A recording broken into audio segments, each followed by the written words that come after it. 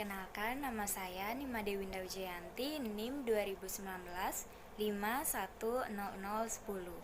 Nah, pada kesempatan kali ini, saya akan membahas materi mengenai KPK atau kelipatan persekutuan kecil.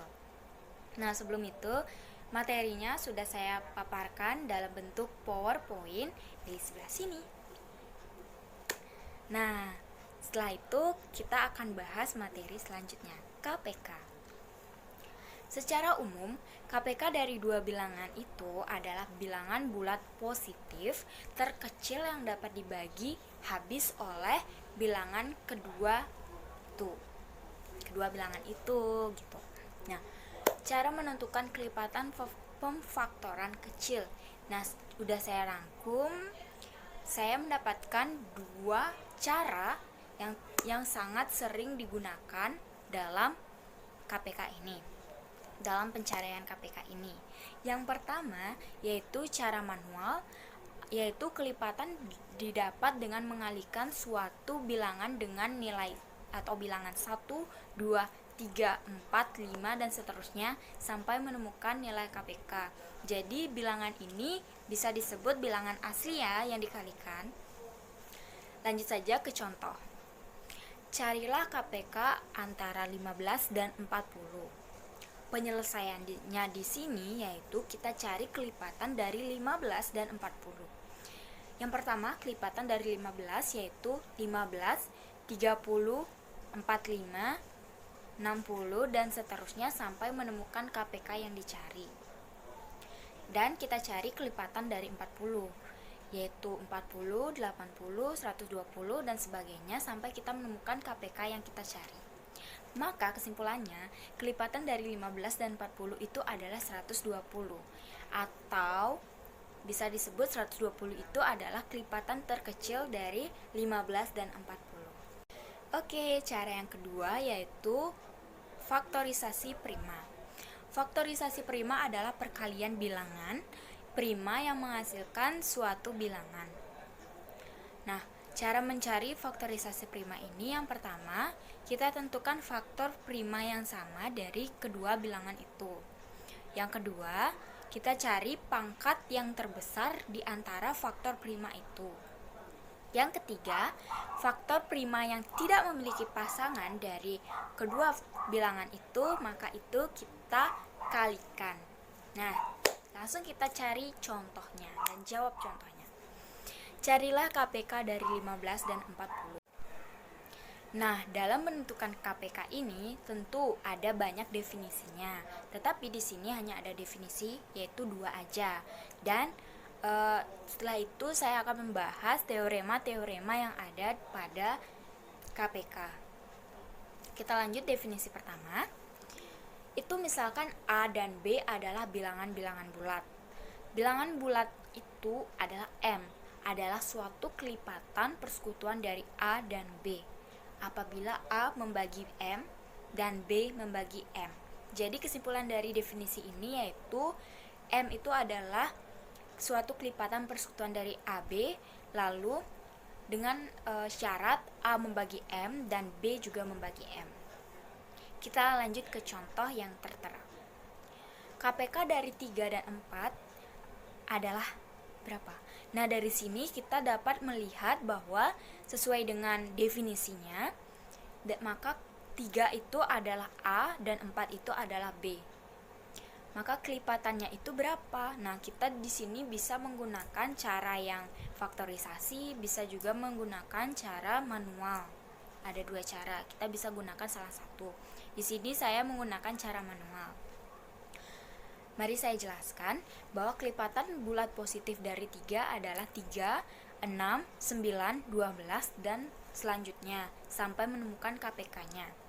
Sedangkan kelipatan bulat positif dari 4 adalah 4, 8, 12, 16 dan selanjutnya sampai menemukan KPK-nya. Maka dapat kita simpulkan kelipatan persekutuan dari 3 dan 4 adalah 12, 24, dan seterusnya. Tetapi kelipatan terkecilnya itu ada di angka 12 ya. Karena 12 adalah kelipatan terkecilnya.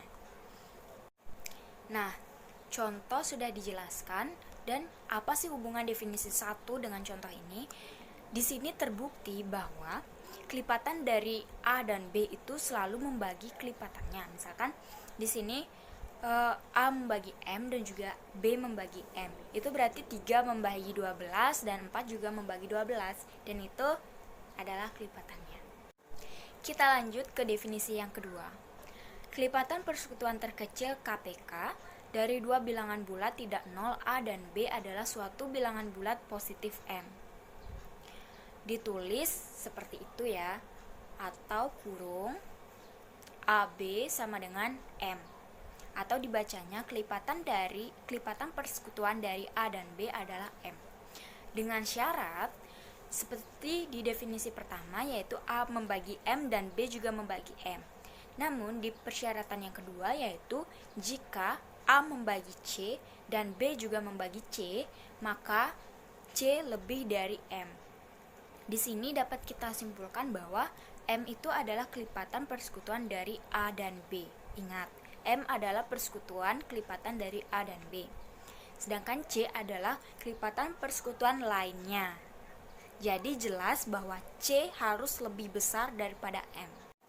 Baik, kita lanjut ke contoh soal untuk definisi yang kedua. Contohnya, KPK dari 6 dan 8 adalah 24. Maka dapat kita simpulkan sesuai dengan definisi yang pertama, yaitu 6 membagi 24 dan 8 juga membagi 24. Nah, kelipatan persekutuan lainnya atau kita sebut dengan C, misalnya 48, 72, 96 dan sebagainya. Maka di sini terlihat sekali ya, masing-masing dari kelipatan persekutuan lainnya itu lebih besar dari 24. Baik, selanjutnya kita akan membahas teorema-teorema yang ada pada kelipatan persekutuan terkecil. Nah, mohon maaf di sini saya hanya menulis 2 teorema, tetapi sebenarnya saya akan menjelaskan 3 teorema yang ada pada KPK. Teorema yang pertama itu menjelaskan bahwa jika C adalah suatu kelipatan persekutuan dari dua bilangan bulat tidak 0, A dan B, maka KPK dari A dan B membagi C. Atau bisa seperti di simbol itu dibacanya KPK dari A dan B membagi C. Teorema yang kedua yaitu jika C lebih dari 0, maka kelipatan persekutuan CA dan CB adalah C kelipatan persekutuan dari A. Baik, sekarang kita lanjut ke pembahasan teorema pertama. Misalkan kelipatan persekutuan dari A dan B adalah M, maka harus ditunjukkan bahwa M membagi C. Namun, andai kata M tidak habis membagi C, menurut algoritma pembagian, ada bilangan-bilangan bulat Q dan R. Sedemikian sehingga muncullah rumus C sama dengan QM plus R. Dengan syarat R lebih dari 0 dan R kurang dari M. Di sini kenapa saya bisa menggunakan Q dan R? Misalnya saja kita buat contoh soal. 5 sama dengan 1 dikali 3 ditambah 2. Berarti di sini itu Q-nya itu adalah 1, R-nya adalah 2. Kenapa bisa seperti itu? Sesuai rumus atau sesuai syarat. R harus lebih kurang dari M. Berarti R-nya 2, M-nya 3. Nah, di sini kenapa QM itu 3 atau 1 dikali 3? Karena kita kalikan aja. 5 sama dengan 1 tambah 3 kali 3 ditambah 2 itu kan hasilnya 5. Jadi misalkan berarti kita misalkan saja C-nya itu 5 dan Q-nya itu adalah hasil kali bersama M dengan R adalah sisa pengurangan dari C kurang QM. Kita lanjut. Karena C adalah kelipatan persekutuan dari A dan B, maka ditulis seperti itu. Atau dibacanya kelipatan persekutuan dari A dan B sama dengan C. Maka diperoleh sesuai dengan definisi yang pertama, yaitu A membagi C dan B membagi C. Karena kelipatan persekutuan dari A dan B itu adalah M, maka dapat ditulis A membagi M dan B membagi M. Sehingga didapatkan A membagi M dan juga A membagi C itu sama dengan A membagi R sesuai dengan rumus, yaitu C sama dengan QM plus R, atau R sama dengan C min QM, C sama dengan QM plus R, dan M itu sama dengan C min R. Ya, seperti itu rumusnya. Lalu sedemikian sehingga juga B membagi M dan B membagi C itu hasilnya sama, B membagi R. Dari pernyataannya ini dibuktikan bahwa R adalah kelipatan persekutuan dari A dan B. Tetapi karena kelipatan persekutuan dari A dan B itu adalah M, dengan syarat R lebih dari 0 dan R kurang dari M, maka pembuktian itu kontradiksi atau tidak benar. Itu berarti M harus selalu membagi C, atau kelipatan persekutuan dari A dan B membagi C. Kita lanjut membahas contoh teorema pertama. Misalkan, atau contohnya, KPK dari 6 dan min 9 itu di sini dapat kita lihat bahwa A-nya itu adalah 6, B-nya itu adalah min 9. Jadi penjelasannya itu seperti ini. Himpunan semua kelipatan bulat positif dari 6 adalah 6, 12, 18, dan selanjutnya sampai menemukan KPK. Ini saya selalu menggunakan cara manual yang saya terapkan tadi atau terangkan tadi. Lalu himpunan semua kelipatan bulat positif dari min 9 itu adalah 9, 18, 27, 36, dan selanjutnya sampai menemukan KPK-nya. Jadi, karena kita sudah lihat di sini, di paparan ini, maka sudah jelas ya, maka kelipatan persekutuan dari 6 dan min 9 itu adalah 18, 36, 54, dan sebagainya. Sehingga kelipatan terkecilnya itu jelas sekali adalah 18. Dan di sini saya ingin mengingatkan bahwa himpunan bagian dari himpunan bilangan-bilangan bulat positif selalu mempunyai anggota terkecil. Maka daripada itu, KPK dari setiap dua bilangan selalu ada. Baik, sekarang kita akan membahas ke teorema kedua. Bunyinya yaitu jika C lebih dari 0, maka kelipatan persekutuan dari CA dan CB adalah C kelipatan persekutuan dari A dan B. Kita buktikan teorema ini. Misalkan kelipatan persekutuan dari A dan B adalah D, maka sesuai definisi pertama muncullah A membagi D dan B membagi D. Sehingga kalau kita terapkan pada teorema ini menjadi CA membagi CD dan CB membagi CD. Lalu menurut teorema pertama, maka disebutkan bahwa kelipatan persekutuan dari CA dan CB adalah CD. Sehingga kita masukkan ke definisi yang pertama, maka jadilah CA membagi CD dan CB membagi CD. Maka dapat dibuktikan di sini yaitu kelipatan persekutuan dari CA dan CB adalah CD. Sehingga di sini dapat kita tuliskan MC membagi CD, yaitu kita hilangkan C-nya menjadi M membagi D. Nah, mungkin ada yang bertanya kenapa MC membagi CD?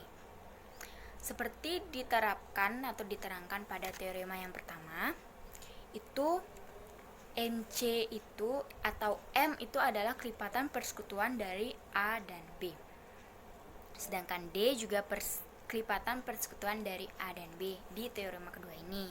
Maka kalau C kelipatan persekutuan dari CA dan CB itu kita sebut MC. Atau kalau misalkan dimasukkan ke teorema ini jadinya MC membagi CD. Atau C-nya kita hilangkan menjadi M membagi D. Lalu misalkan kelipatan persekutuan dari CA dan CB adalah MC. Nah, ini MC, kelipatan persekutuan dari CA dan CB.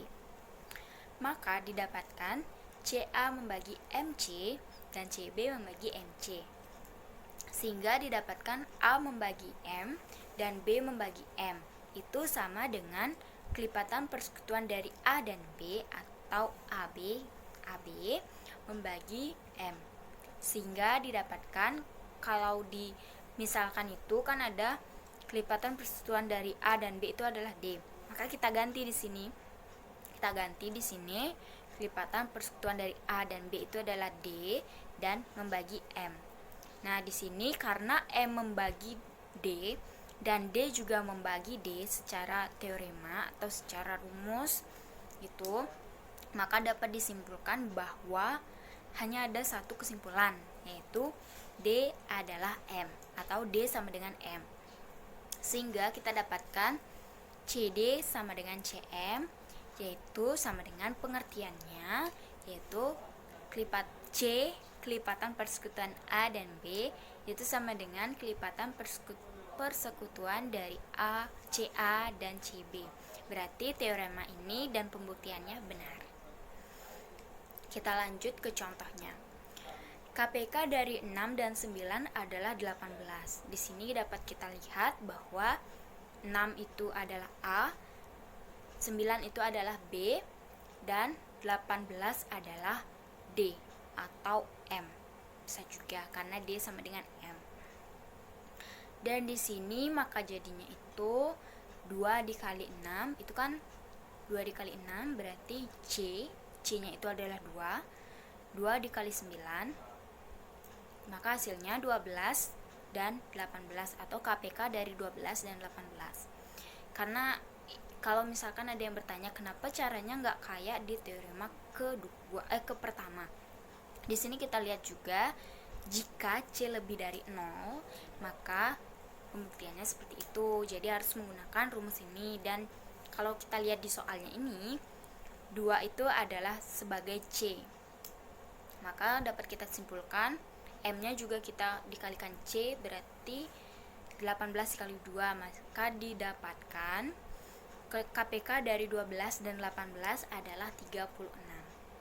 Maka tampak bahwa di sini KPK dari 2 kali 6 dan 2 kali 9 itu sama dengan 2 dikali. Ini saya akan membahas 3 teorema dan sekarang teorema terakhir yaitu teorema 3.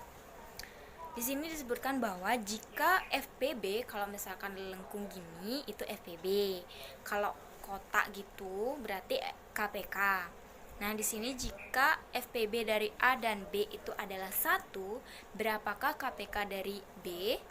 Apakah KPK dari B itu adalah A dan B? Jawabannya iya, tapi kita buktikan dulu.